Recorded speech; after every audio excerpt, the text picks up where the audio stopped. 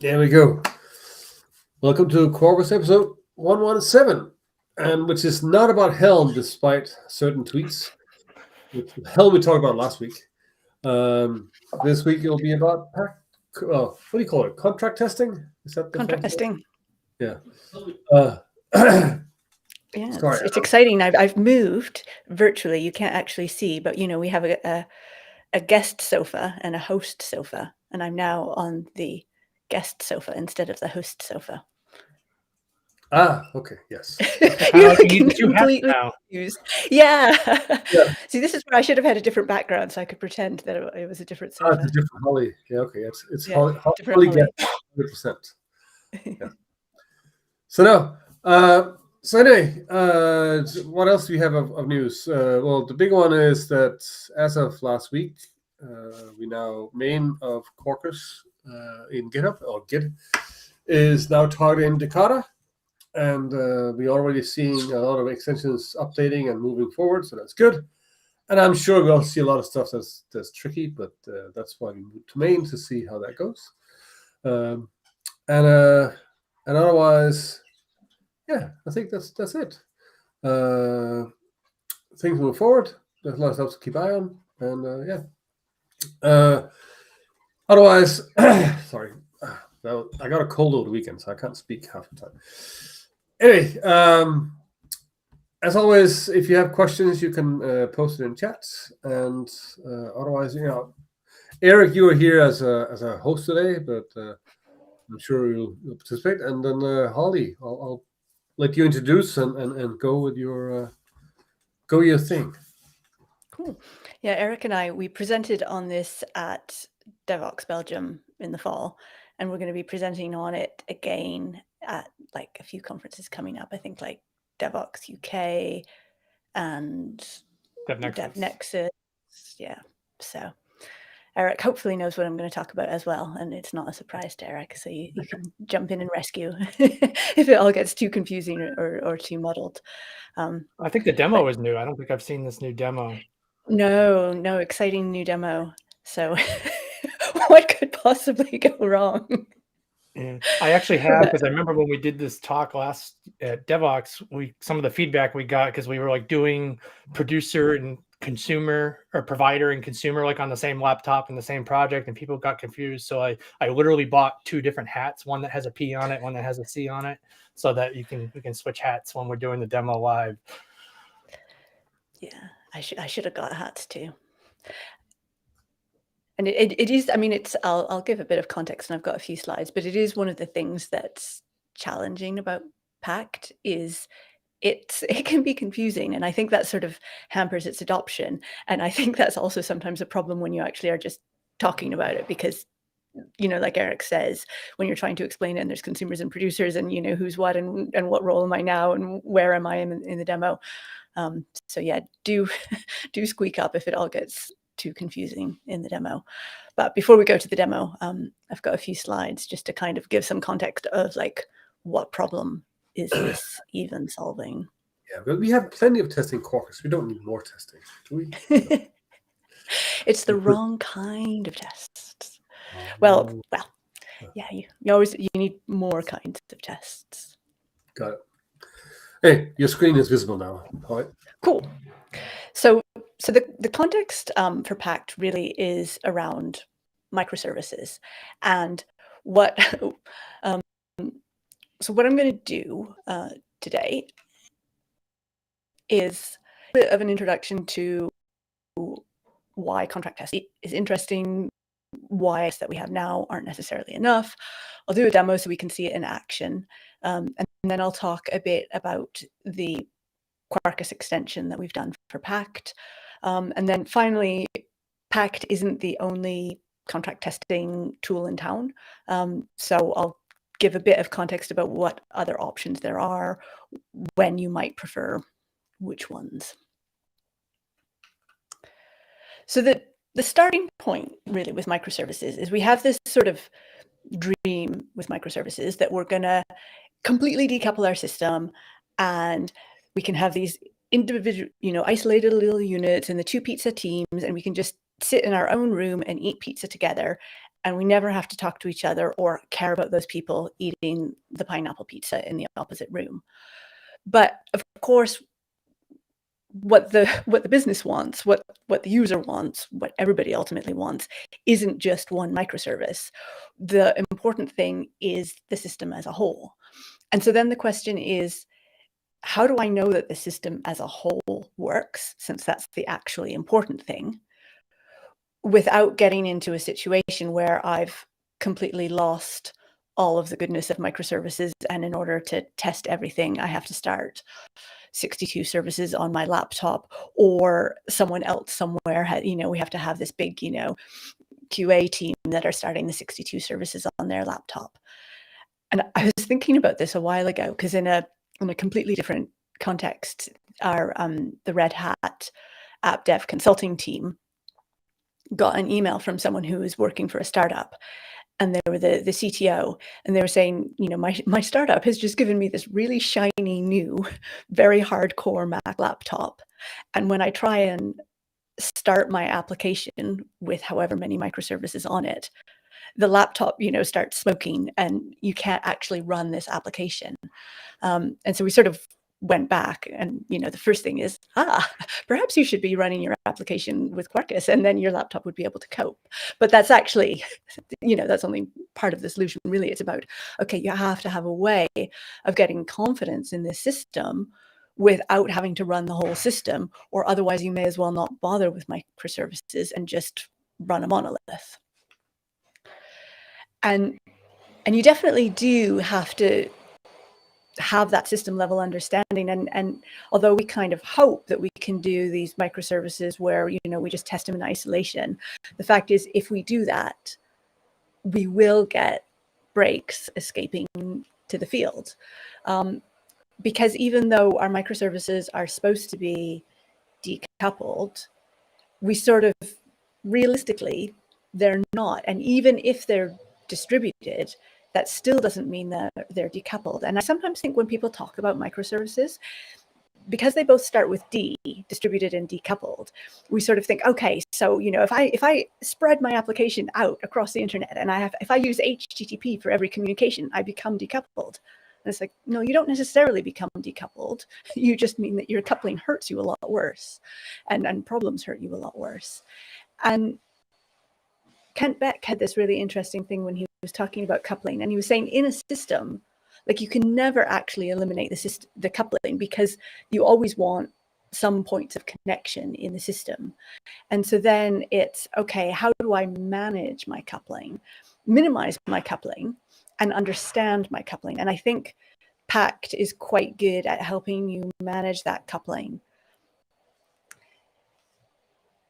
And I mentioned that the idea of completely decoupled microservices just doesn't work. And this is something that I used to be a consultant, and I used to see it all the time in the field. So I was called into one project, and I kind of got off the plane because it was a troubled project, and they're like, oh. And the first thing they said was, every time we touch one microservice, all the others break, which is, of course, exactly what's not supposed to happen with microservices, but realistically, it does. And then the reason we get these breaks is, things like we have assumptions about what the other services are going to do, and those assumptions aren't necessarily correct. And as well, we have, sometimes sort of quite trivial changes can cause this break that ripples out through the whole system. So, like, one of the things in this project that was causing so many problems was people would discover a typo, and they would fix the typo, and then that would break the schema. But we yeah.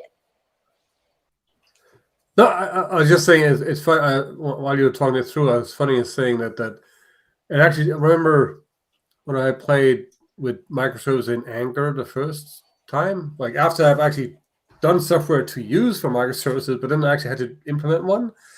And I realized that a lot of people, we've gotten good at testing, let's say, normal programs. Oh, we have unit testing. We just use this other dependency and then compile, and then we see errors immediately. And a good company might have had some integration tests where that dependency get updated, it opens a PR, like the dependabot, etc. You are actually able to easily, you broke something in a statically compiled thing. But then microservice happened, and it was kind of sold or used as, now you don't have to you just do testing production. And it was just, and it took me a while to realize it was just all these kind of marketing spiel getting into people's head and go like, no, you still have to do normal testing. And what was easy before, like, update a minimum dependency, now is, I have to update like, even if you have containers we don't have a unified way of updating them and verifying them. This whole thing. So we had to, just as much as we could decouple the services, which is done, microservices is not to be faster in developing, it's allowing to add more people to get faster for certain parts, right? And people just kind of forgot, we actually have to do the same thing for the tests, which is what contract testing does, right? Like letting you test on both sides of things. But I guess that's what we come to, but I'm just, exactly. And I think what happened as well with a lot of businesses with the microservices is that feedback cycle got so much bigger, because often we were testing in production, or at least testing in some quite late integration test phase, but our development cycles hadn't got faster. So it would be 2 weeks between when we corrected the typo in the JSON and when some other service kind of went, oh, wait a minute, this doesn't work for us anymore. So and you can't do development with those really long feedback cycles. So it's kind of, how do we get those feedback cycles shorter, be able to get an understanding of the impact of our changes without going back to a big, sort of spaghetti. Every single developer has to stand up every service. I like the diagram too, like that Netflix diagram that we used, where you draw a bunch of points and then you draw the lines between them. And it's like, well, if you're only running like regular unit tests, you're only testing the points, but it's really the lines that cause you the headache and the failure. Yeah, that's so true. Like we make these tiny little points and we test each point, but we don't do any testing of the lines. And then the lines are actually where the sort of the emergent behavior is of the system. And we can get quite subtle problems too. Like the typo in the JSON, I use this example because it happens all the time. But you can, from an outsider, you kind of look and go, wait a minute, what do you mean you corrected the typo in your JSON? you should have realized the impact of this. But some things, they are just more subtle bugs. So I'll come back to this, but like Eric and I, a while ago, we had fun with, sort of thinking about what was the right error handling, and we had slightly different understandings about what the right error handling was. Neither of us was wrong, but they were different, and so then the system was broken. What do you mean? I'm always right. Yeah, probably.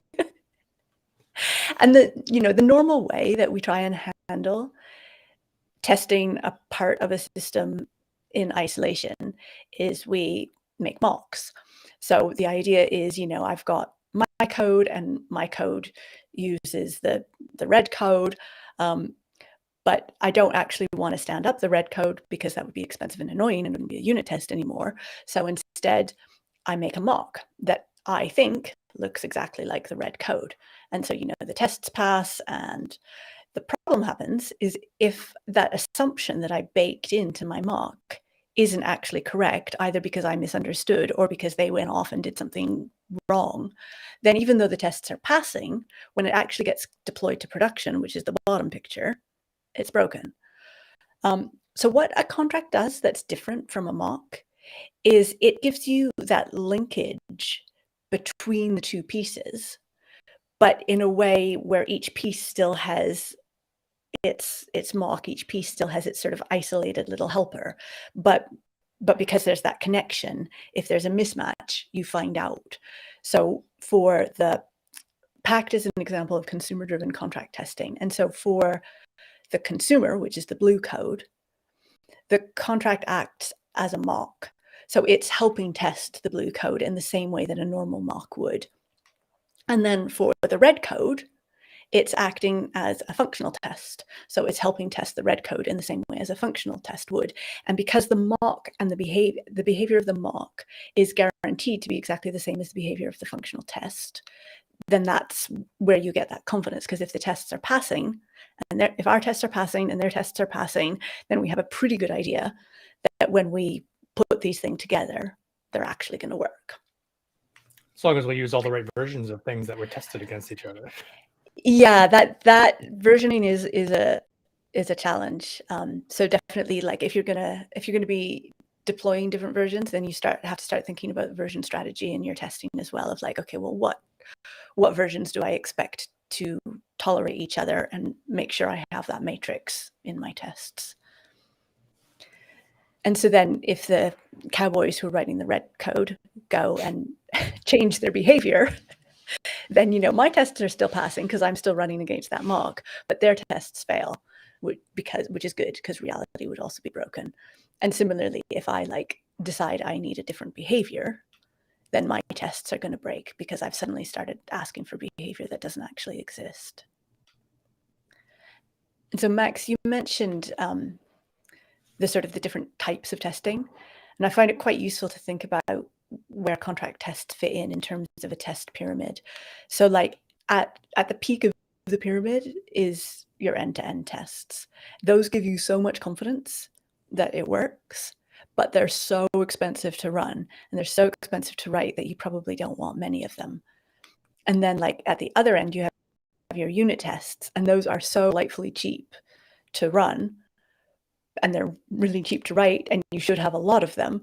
But the only problem is they don't actually give you that much confidence that the system works. They just, you know, help you avoid the really dumb bugs in your code. And so then at the middle, one thing that sort of fits in the middle is integration tests, but another thing that fits really nicely in the middle is contract tests. Yeah. It kind of overlaps a little bit too. I think, you know, it's like really, I know you can't see my hands there, but it's really tall and wide. It could overlap some with the unit and overlap some with the end to end. Yeah, like it's sort of the kind of the promise of contract tests is that it gives you that cheapness of unit tests in terms of I don't have any external dependencies. I can run this on a plane, with the kind of the confidence of the end-to-end tests of like, if this works, my system works. And there's a nice sort of analogy for contract tests with fire alarms, or actually with the whole test pyramid. Because if I wanted to test the fire alarm in my house, the thing that would give me the most confidence in my fire alarm is if I set my house on fire and then I stand on the street outside my house watching it burn, and I hear from inside the house it going beep, beep, beep. And I'm like, yeah, good job, fire alarm. It worked. And you kind of hope someone tests fire alarms this way, but like, I'm not going to test my fire alarm this way because it's too expensive. And so then at the other end of the spectrum, every fire alarm, you know, it's got this little on it, and you push the button and then it goes beep, beep, beep. That gives me, it's like a unit test, because it gives me really good confidence that if I push the button, the fire alarm is going to go beep, beep, beep. But actually, like, if there's a fire, it's not like the fire is going to come up and push the button. What I want is that the fire alarm goes off if there's smoke. And I think we've probably all had the thing where like you set something on fire in the kitchen and the fire alarm is not going beep, beep, beep. And you know you've tested it with, you know, pushing the button, and you're like, okay, so why isn't the fire alarm going beep, beep, beep? Is it like the wrong kind of fire? Why isn't it going off? And there is actually a way to give you that sort of confidence that actually in the presence of smoke, which is what you really care about, the fire alarm would go off without actually setting the whole building on fire. And I've never seen anybody do this at home, but they do it sometimes in like institutions and, you know, office buildings and that kind of thing. And what they have is they have this like really long stick, and then at the top of the stick, there's this little cup.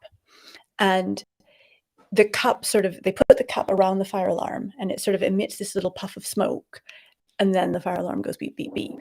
And that's not exactly the same as the house being on fire, but it's a lot closer to the house being on fire than just pushing the button that says make a noise. And so with that, I can try and actually show what it looks like. So any other questions so far? No, that's good. I can read that code very clearly. It's good. Excellent. Yeah, the real code's slightly less clear. So what I've got is, oops, wrong one. So I've got, my application is a sweater shop. So the idea is that you can rock up and you can say, I would like a white sweater, and you can click order, and not much happens. So I've done an order and it's gone to, this is the sort of I've got a web UI. So this is Can you zoom in just a tad? Because it's a bit yeah. small. Yes, awesome. I may need to zoom out in a moment, but yeah, we can start with this. So I've got like my cold person service, which is actually serving this front end as well. So I've got like a Quarkus quinoa app that sort of stitches together a React front end and then a Quarkus back end. But like, I'll have to scroll to the side. If I try and order my sweater, it happens because they're a cold person service. So I need more stuff. So the other thing that I have, someone's got to knit that sweater. So if I do Quarkus dev on my knitter service, then it will run some tests. And let me try again to order my sweater.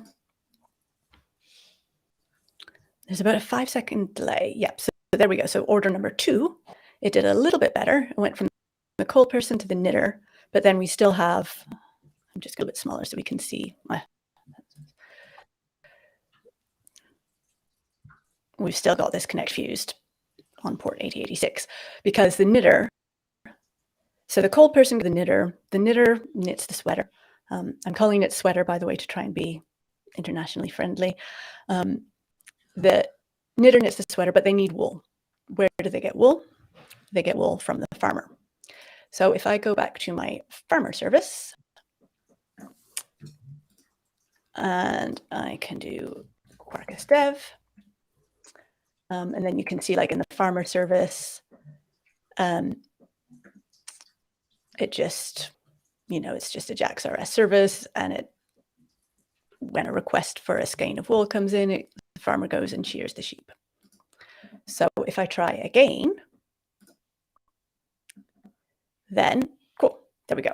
So now I have a successful request where it goes through, the farmer shears the sheep, comes back with some nice white worsted wool, which then gets turned into a long sleeve jumper, which then goes back to the cold person, and they're no longer cold because they've got a nice jumper. So far, so healthy. But the first thing to sort of notice here is that all I've done is actually stand up the services to make my demo work. And it was already kind of annoying and long to do that because I had to stand up like 3 services for this incredibly trivial little microservices application. And I've only got 3 services here. I haven't got like the Netflix Death Star diagram where it's got, 500 services. So that makes the kind of the end-to-end testing sort of annoying. But the other thing is, I mentioned I'm calling it sweater rather than jumper, even though I live in the UK and people here call these things jumpers, because everywhere else jumper means something different, and I wanted to be internationally friendly. But if I look at my farmer service, in my order and in my skein of wool, you can see my skein of wool has a color, but I've spelled that with a U. I want to be considerate to our American colleagues like Eric, and not use the British spelling. So let's just do that little refactoring. And because IDEs are cool, it's refactored color there. And then it's refactored my getters and setters as well. I do have tests because I'm not a maniac. So I have a wool resource test, which checks to make sure that when the farmer gets an order come in, given a body that order, then it will return something and the skein will have the color that I want. That test is all still passing. I can rerun my tests to be sure, and then I can like double, triple run my tests just to be like extra sure.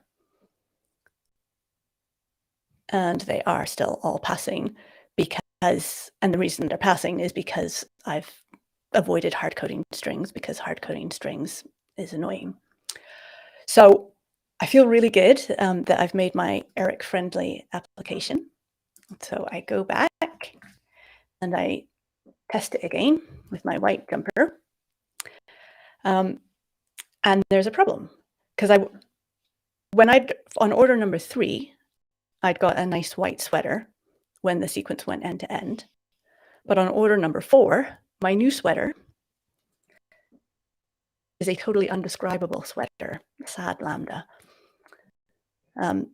So what's happened? My tests were green.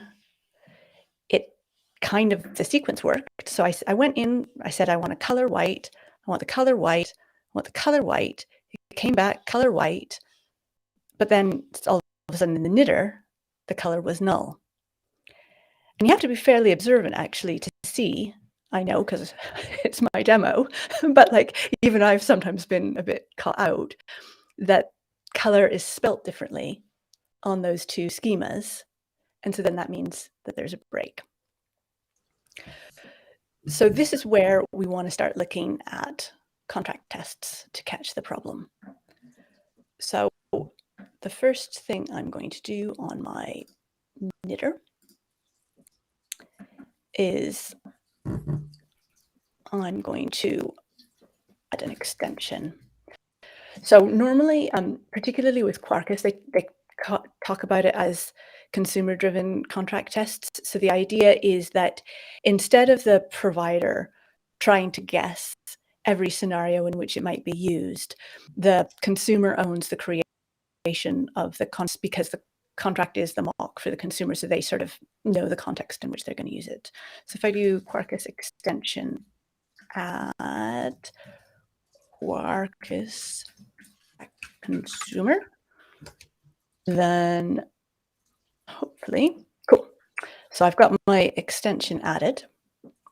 And so now I can start writing tests. And so for the, let's get rid of all these. So I've got a simple little rest assured test for my sweater resource.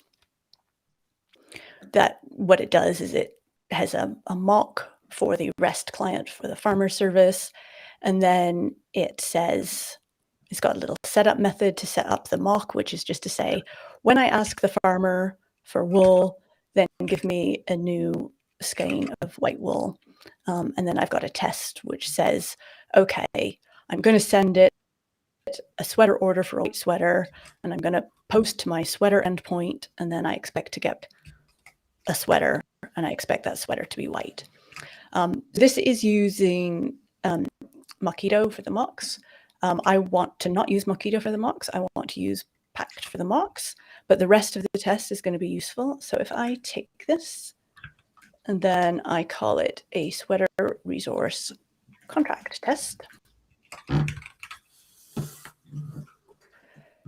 then what I can do, this test method will be exactly the same because I'm trying to test the exact same thing. I'm trying to test that for my knitter.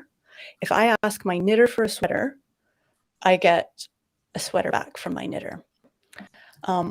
But the setup ends up being a little bit different. So instead of just injecting, what I'm going to do is find, well, not that. Nope. I'm having... What could possibly go wrong in a live demo? Come on. I know. The thing about live, I mean, historically, the demo gods have not been my friends. But as well, when you're doing the demo, then the simplest little problems become really challenging. And so I want to use the IntelliJ Live templates because I don't want to type all of the contract stuff because it's quite complicated. And I have just like had a muscle memory blank for the IntelliJ Live templates. Just start typing. Just start typing the name of the template name. Thank you. Thank you. I thought it was tab something, but it was clearly not. Nope. Thank you. And so what I've got here is a whole bunch of stuff. So let's just get those classes imported. You'd probably think too, you've probably done this demo. We were talking before going live that instead of 61 times, you've probably done it 57 times, and IntelliJ still can't figure out what imports that you want. Yeah, you're right. That would be like, yeah. Hey, it looks like you've done this a few times before. Would you like me to just do it for you? Yeah, only. So the interest here is that I've got this at Pact annotation, and I'm saying this is a contract between the consumer, the knitter, me, and the farmer. And we define a whole bunch of stuff like I expect it to have these headers in my request, and I'm going to send a JSON body where I say any color and any order number.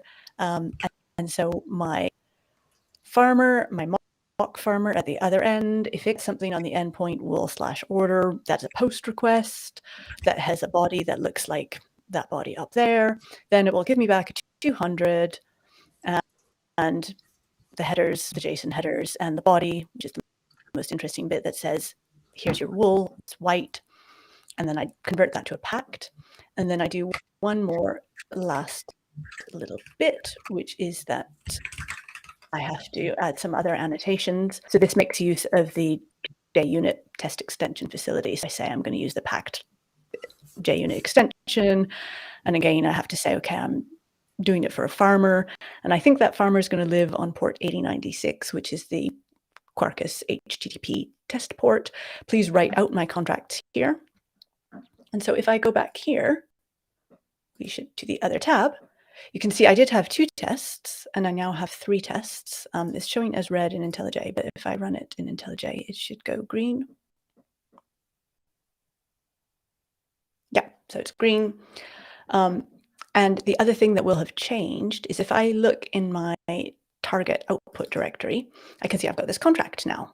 So I'm saying my consumer is a knitter, and I'm going to do a post request, and there's a whole bunch of JSON, which is why it's quite handy that we have the DSL to generate it. And I'm saying, the color could be anything, and the order number could be anything, and then I have lots of matchers, which I'll come back to. And then for my response, please give me a body that says color is white. So this is awesome because I now have a lot of confidence in my system because I've got my contract test and my contract test is passing. The only problem is that my system is still broken. My sweater doesn't have a color. And the problem is that Mike has this contract, but nobody has told the producer about the contract. So the producer is still just off to things. So what I need to do is, there's a few ways that you could do this. I need to get this JSON from the knitter system to the farmer system. The main company behind Pact, they have a commercial offering called they have a service called the Pact Broker, and you can either just run that yourself or they have a managed version of it. And what the Pact Broker allows you to do is upload your pacts, and then on the provider side, it can download the pacts, and then it gives you some really nice visualizations as well of you can see who's running what versions against what, and you can get, I mentioned, you need that matrix of okay, well, version 4 of the knitter with version 3 of the farmer is okay, but as soon as we go to version 5 of the farmer, it's a disaster and the sheep have rioted or whatever. So it gives you those kinds of visualizations, which is also quite useful just for seeing your architecture diagram, because you can see who's running what tests when, who's depending on what services. And you can import it into your CI and have it automatically tell you, hey, I want to deploy this into that. Can I do it? Yeah, that's really useful. I'm not going to show the Pact Broker, just to sort of keep the number of moving parts slightly lower. And the Pact Broker isn't necessary. So the other thing that some teams do when they're using Pact is that they say the consumer CI will push the contracts into the source control of the provider. So it's sort of, that low-tech connection. I'm going to do something even more low-tech, which is I'm just going to do a copy. So I'm going to take my contracts from my knitter. I'm going to publish it over to a resources directory on my farmer. And so now if I go to my farmer, what I need is, again, I need that test. So I need a new Java class, which is the wool resource contract test.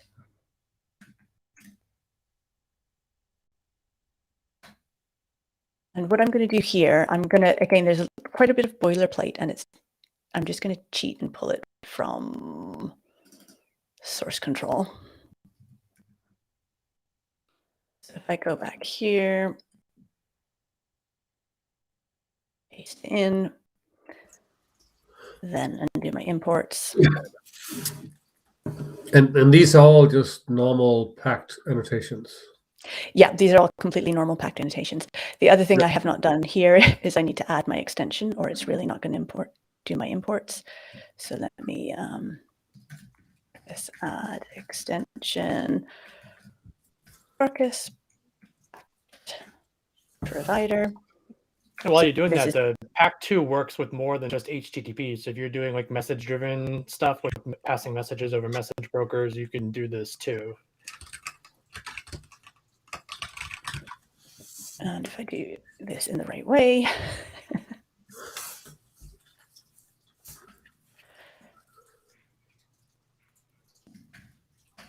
so add my extension, and then I should be able to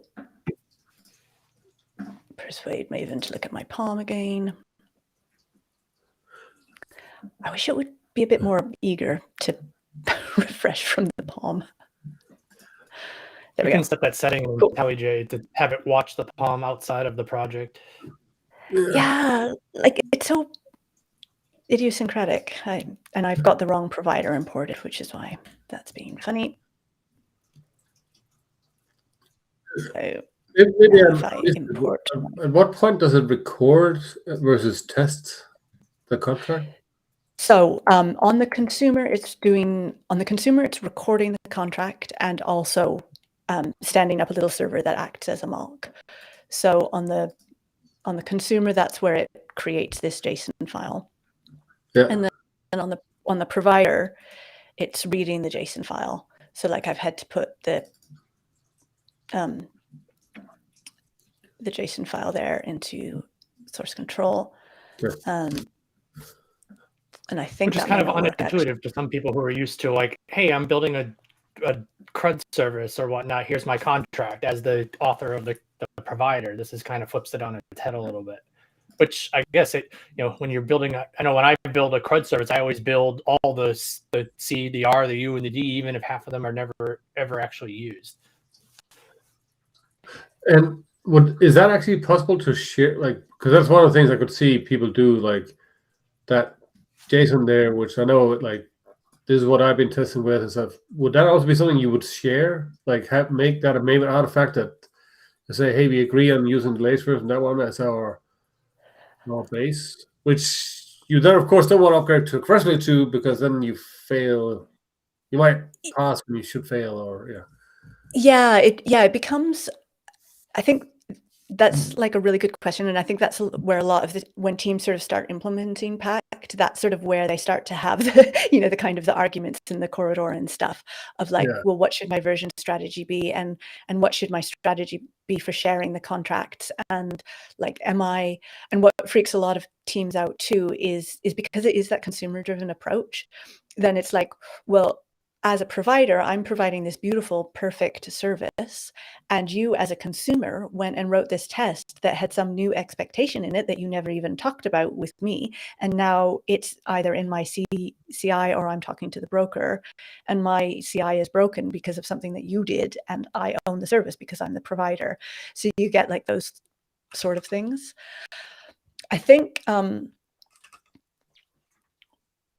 one thing as well, like it's so normally, like because the consumer does the contract, they could make it available in Maven, but that would be a little bit of a weird pattern, because normally, like, the idea is that the provider wouldn't necessarily know the Maven coordinates of all of its consumers. So instead, it should be more that it's like an active push from the consumer to the provider. But another pattern that you can do is like if I'm writing this amazing service and I don't have any consumers yet for it because I'm a startup, I'm trying to make the market, but I do want to do contract testing, then I don't have to like wait for a consumer to appear and write my first contract test. I can write my contract test as a provider, and then I can publish it, and I can say, hey, if you're a consumer and you want a handy mock, here's this contract that you can use as a mock, and you don't need to bother with like all of this DSL that's like a bit like hard work. Yeah, and like everything else in the test library, the test pyramid, like which approach you take depends on what you actually want to test. Yeah. And two, like if you're building, like we use the weather service API, like in our talk, like if I'm building the weather service, I'm obviously not going to know who my consumers are. So either, like Holly said, you know, if you want to publish it, great, but you know, Pact may not end up being the best fit for what you're trying to do if you have no idea who your consumers are or how many of them there are. Yeah. That's the only thing which I think if I'm saying he's saying, I thought a separate repo with the contracts and the consumer pool work together on the evolution of these. It's basically you have the two teams that are collaborating, and then instead of they put it in one repo and then they share. Share the contract. I think that makes sense for some stuff, but I can also see it that if it will also actually make it hard to detect when issues goes bad. If you always just update to the latest version of a Pact contract from the consumer, from the what's it called, producer side, you will. Well, wait. I'm just trying to avoid the case where if your client, so if you keep upgrading, let's say you're using a service and you keep upgrading to what the producer is updating to, you won't notice that, hey, that service you rolled out to a customer a year ago now suddenly start breaking because it was using the older version. So yeah, you need to make sure that your versions of your contracts match what you expect to be deployed. So like if you expect people still to be using version 1, then you still need to be testing against the version 1 contracts as well as the version 4 contracts. So you'll have to have multiple levels of testing, not just always doing the latest.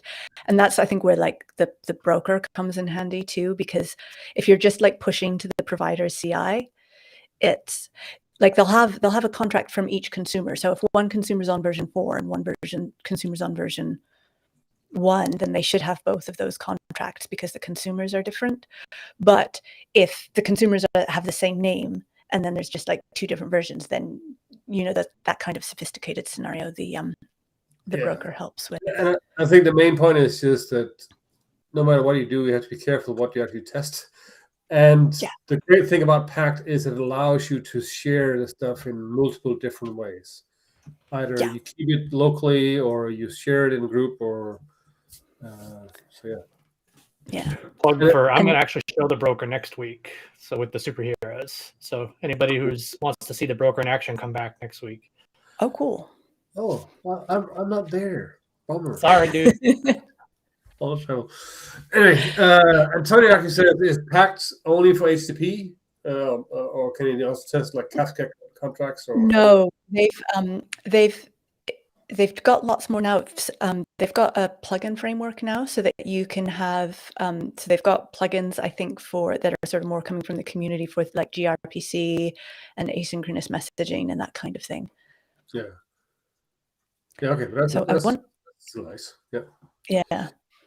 So I want to show a few more things, because you can see the good news here is that I have a failing test, and like again, if I have if I start Quarkus dev, if I'd had that running, it would have just started failing, because I broke it.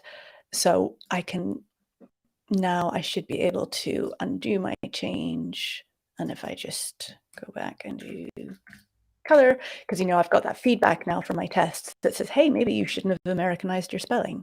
So now my contract test is passing. But that kind of like testing spelling, it's kind of testing the schema, and that is something that you could do with OpenAPI too. But you can do a lot of things with Pact that you couldn't do with OpenAPI. So like if I order a white sweater now,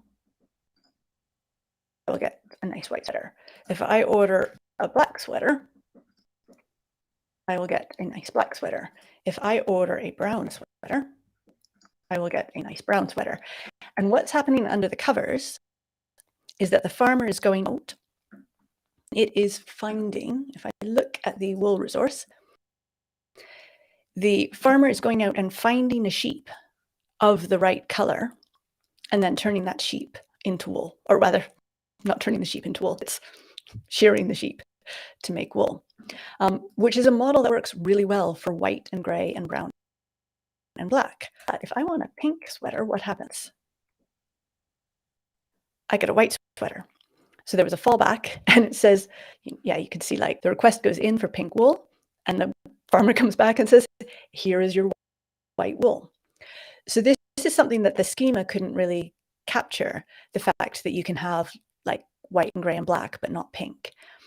But it is something in my contract tests. So if I go back and I look at my knitter,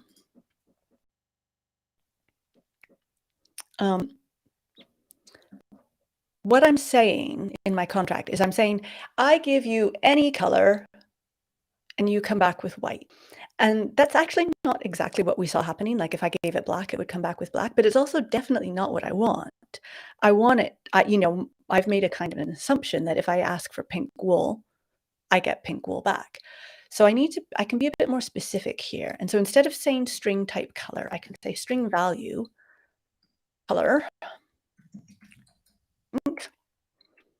And then I can say it's going to come back as pink. And then I can update my test. You can see I'm just sort of changing the existing test instead of adding a new test because I'm lazy. So now if I make a new sweater order for pink, then I expect that I will get pink back. And if I look at my tests are passing. But again, my tests are passing. My system is broken. It's because I haven't published the contract. So I'm not actually doing the validation on the other side. So if I publish my contracts, then if I go back to my farmer, I might need to rerun. I'm sure if it's watching those resources. Yeah, there we go.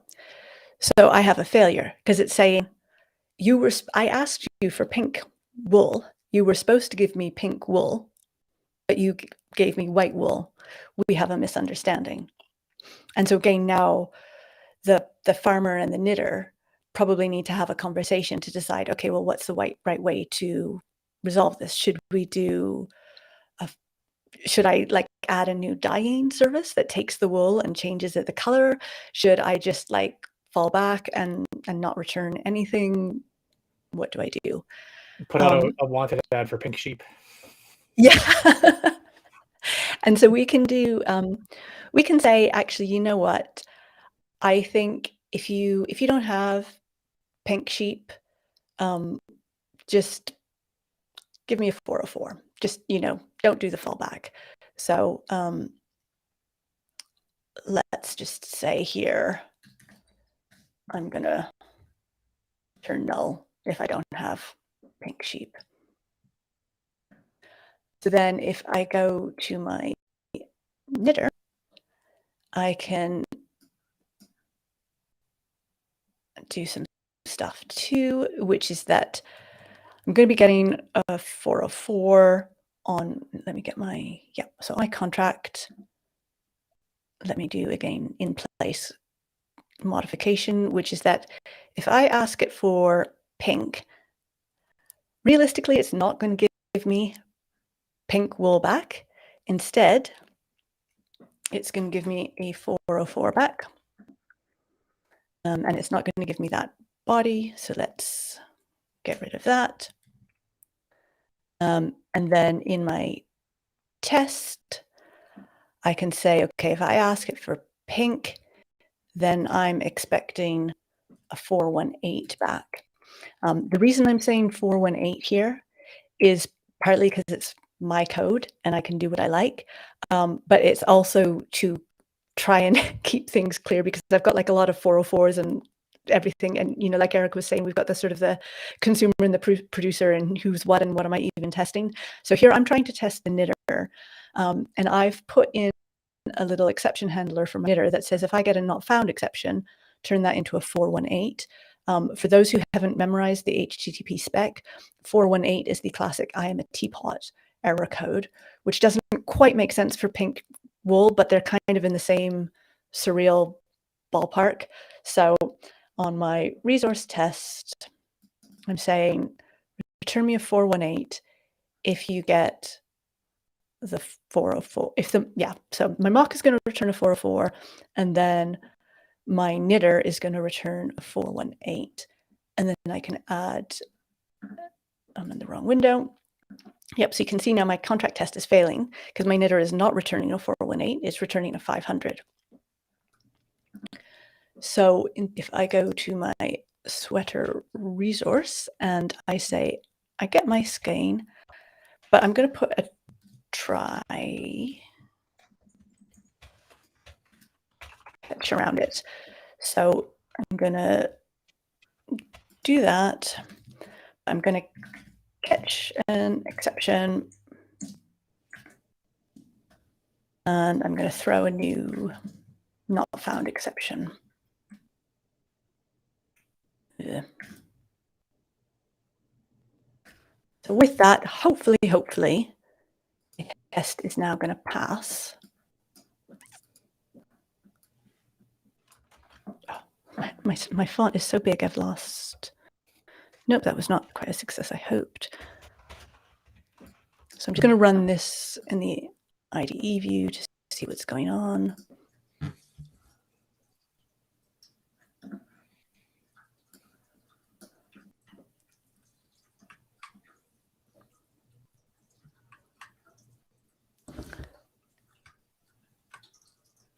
So what is going on?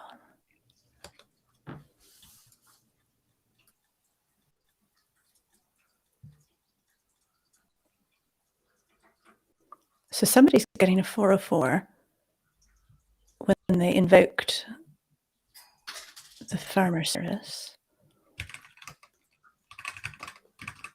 Okay, I'm going to leave this because the demo went okay up to this point, but I don't want to be debugging this because a few more slides that I want to show. But what I was hoping to show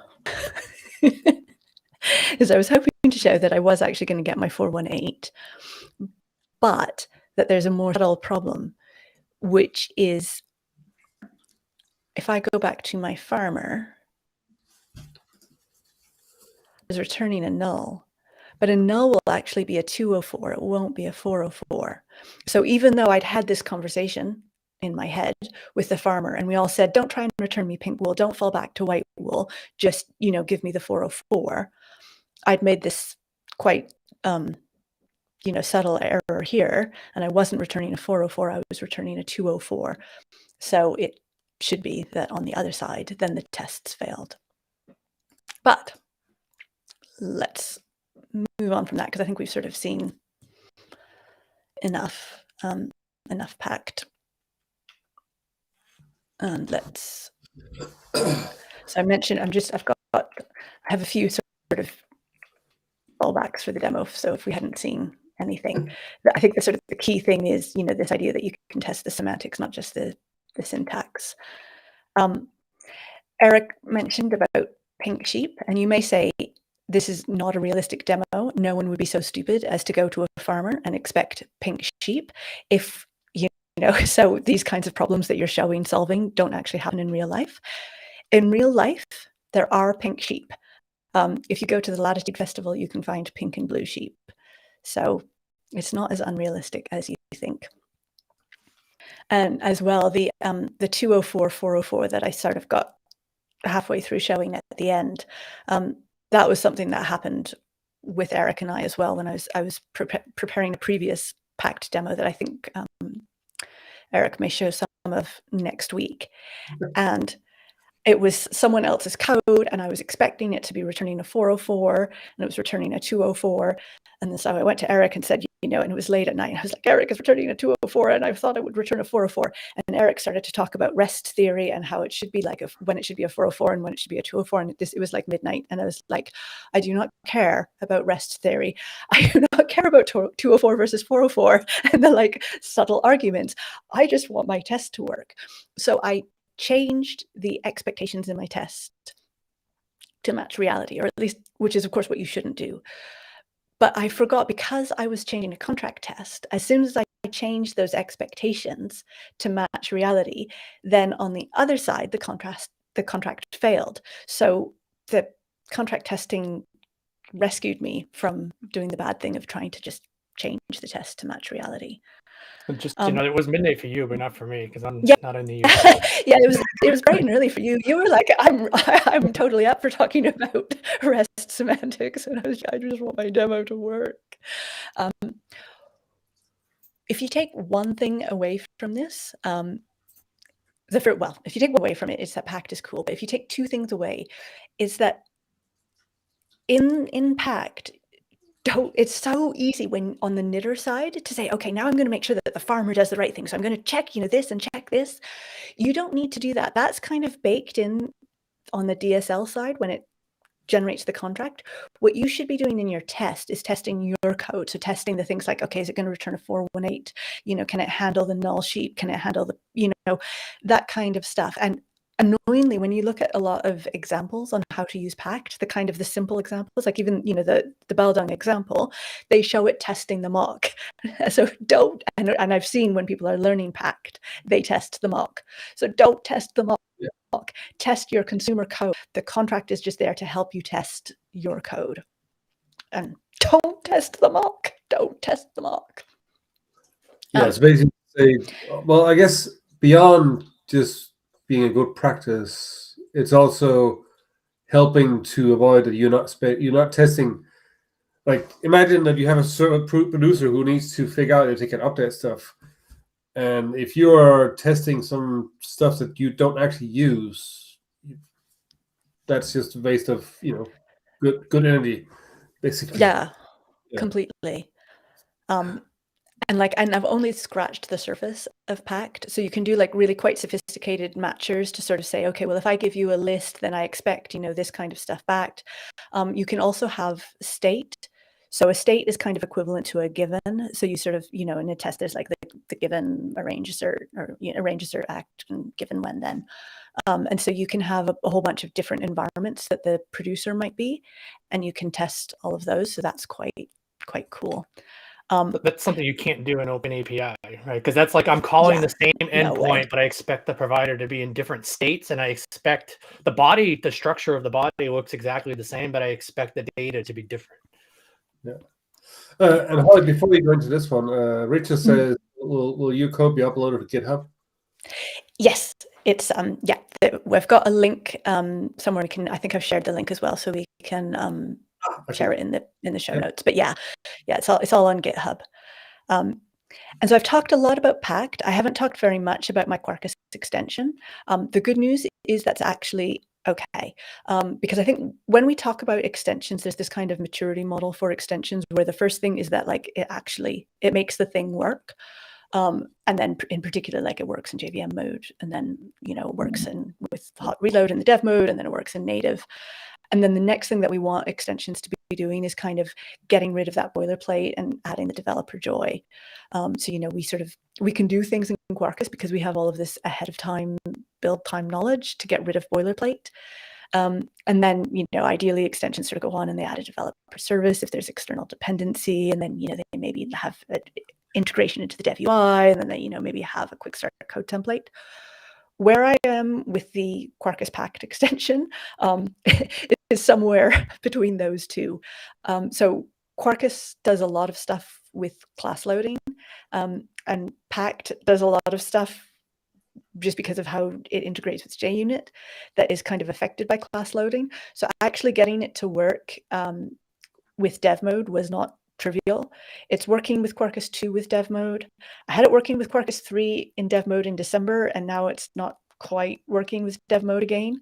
And I need to, there was a bunch of developer joy that I want to add, but I couldn't do that until we changed the class loading, which we now have done for Quarkus 3.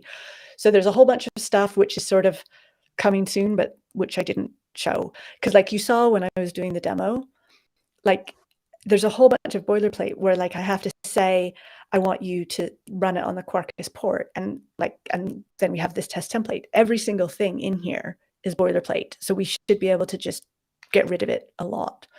And like on the consumer tests, I have to hard code in an annotation the Quarkus HTTP test port.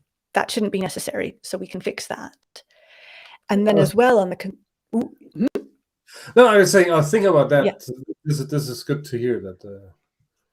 I remember somebody asking us after our talk in DevOps Belgium, hey, can you show me the code and how to get it to work? And I remember I've still got the zip file of the Maven 2 repo with all the Pact stuff patched. Like that was like true duct tape demo to get it to work like before any of this existed. Yeah, so like it used to be that out of the box, if you wanted to use Pact with Quarkus, we'd done some work like a year ago to make Pact just work with Quarkus, but it didn't work in dev mode. So then I did the work to make it work in dev mode, but I haven't done all the work to get rid of the boilerplate. And like you can really see it when you look, if you compare the contract test with the Sweater resource test, I had to code in a whole bunch of stuff like the endpoint and what method it's using, and all of that is in the JAX-RS REST client. So I should be able to read all of that off the JAX-RS REST client and like get rid of all that boilerplate. But I haven't actually done it yet because I needed to fix class loading first. And then finally, just a little bit about the landscape. So I talked a little bit about OpenAPI, how you can do things with Pact that you can't with OpenAPI. But OpenAPI is useful in some places where Pact isn't, like if you don't know who your consumers are. And even if you're doing OpenAPI, you can do contract first. So I've got sort of a landscape of like what does what with the consumer and what does what with the provider. And so like the contract is kind of the point of connection. And then like with OpenAPI, you can use your contract, which is your OpenAPI specification, to generate a provider. And with Pact, you can use your contract to test your provider. And then on the consumer side, your consumer tests end up with Pact and also, potentially with OpenAPI and that sort of ecosystem. They end up declaring the contract, which can then be used to test the provider. And the contract can be a mock for the consumer. And again, you can do that with both Pact and with OpenAPI. And with both of them, what's really useful to do is it's a bit like TDD, that you start with your contract and you say, okay, what actually needs to be done? Let me use that to guide the implementation of the provider, rather than like Eric was saying, I'm going to do everything in CRUD because it's there, even if actually nobody needs it and nobody's going to use it.